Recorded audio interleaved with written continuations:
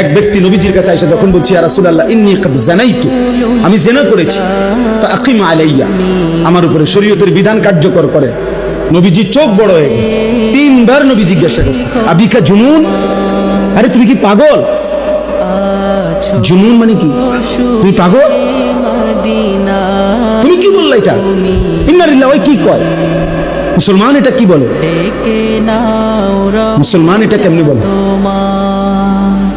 শোনো ভাইয়া, নবী সাল্লাল্লাহু আলাইহি সাল্লাম তখন সাহাবাদেরকে বলছে, যাও এলাকায় যাও, খবর লাগাও এ কোনো পাগল কিনা, প্রতিবন্ধী কিনা। ওই কি কয়? হ্যাঁ বলে জিনা করছে।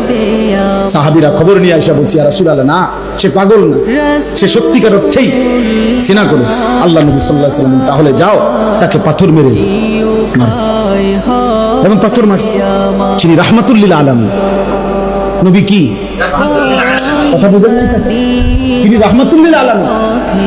ওই যে মাওলানা আনাস সুন্দর কথা বলে, নবীজি বলছে একটা কোরবানির প্রাণী জবাই করলে তোমরা ওই প্রাণীর জন্য জবাই করবা যে ছুরিটা দিয়া, ওটার বেশি করে ধার দিয়া লো, তাতে করে দোতা ছুরি দিয়া জবাই করে পশুটা রেখে দিও না। সেই রস বলতেছে একটা আস্থা মানুষ ওরে পাথর মার, আল্লাহ বলছে ওরে পাথর মার। এবার বলো ভাইয়া, হারাম এই কাজের প্রতি আল্লাহর কি পরিমাণ নারাজ।